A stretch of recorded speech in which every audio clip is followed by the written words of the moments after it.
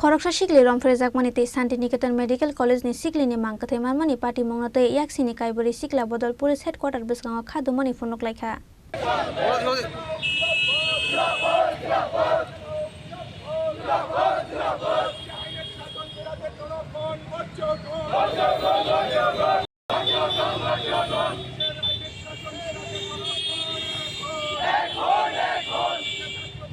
आसाला SFI टीयूएस टीवाईएफ DYFI नि थानसा लुआ जिजाकमा bye हास्ते police नि हेडक्वार्टर बिस्गाव फुनक लाइखा खादुमानी आ इशनतै कक्साका डीवाईएफआई नि हास्ते तांगफां नवरन देव ঈশ্বরের শাসনে গোটা রাজ্যটাকে খুনি ধর্ষক নেশা কারবারি আর তুল্যবাজের হাতে বিজেপি সরকার তুলে দিয়েছেন। এখন এই খুনি তুল্যবাজ দর্শকদের নেতৃত্বে গোটা রাজ্যটা জঙ্গলের রাজত্বে পরিণত হয়েছে। আনন্দনগর স্কুল শহর থেকে মাত্র 5 কিলোমিটার দূরে স্কুলের ছাত্রী ক্লাস 8 পড়া বাচ্চা মেয়ে স্কুলের ক্লাসরুমে ধর্ষিতা হয় 6 ঘন্টা আটকে রাখেন বহিরাগতরা। স্কুলের চাবি নিয়ে নেন বহিরাগতরা, দর্শকদের হাতে স্কুলের চাবি থাকেন। একজন গ্রেপ্তার হয়েছেন। গোটা পুলিশ যারা এই স্কুলের চাবি নিয়ে স্কুল ব্যবহার করে এই দর্শকের ঘটনা ঘটান তাদেরকে ক্লিন চিট দিয়ে মুক্ত করে দিয়েছেন।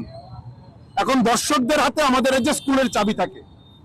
গত দুদিন আগে আমাদের এই আগরতলা রাজধানী থেকে পুলিশ হেডকোয়ার্টার থেকে মাত্র 6 কিলোমিটার দূরে শান্তিনিকেতন মেডিকেল কলেজে যুবতীর মৃতদেহ উদ্ধার হয়।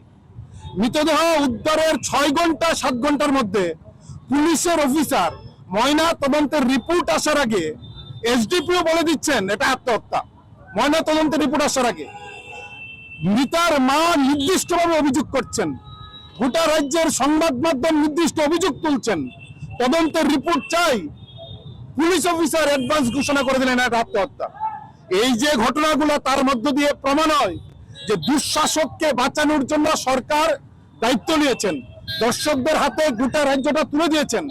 এই পরিস্থিতিতে আমরা বাধ্য হয়েছি এখানে আসতে যে আমাদের রাজ্যটা যেভাবে তুল্যবাজ দর্শক নেশা কারবারীদের হাতে তুলে দিয়েছেন, পুলিশের কাছে আমরা ঘেরাও করতে আসিনি, আমরা আমাদের আওয়াজটা পুলিশের মহানির্দেশকের কাছে দিতে এসেছি।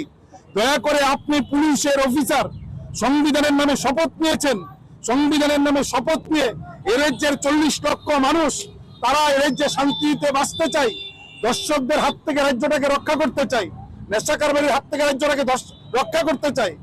আপনি ভূমিকা নেন, আমরা কাদের উপর ভরসা রাখবো? আজ নেশা কারবারি হিসাবে পুলিশ গ্রেপ্তার হচ্ছেন, নেশার ব্যবসার সঙ্গে যুক্ত পুলিশের নাম উঠে আসছে, কারুর বিরুদ্ধে বাধ্য হয়ে পুলিশকে ব্যবস্থা নিতে হচ্ছে। পুলিশের মহিলা একজন অফিসার তিনি আরেকজন পুলিশের পুরুষ অফিসারের বিরুদ্ধে এরকম শ্লীলতাহানির অভিযোগ করছেন, ঘটনার তদন্ত নেই। এখন পুলিশের বিরুদ্ধে এই ঘটনাগুলো উঠছে। রাজাখর আগলিনী সিমি নারায়ণে ককথম চিনি খরাং।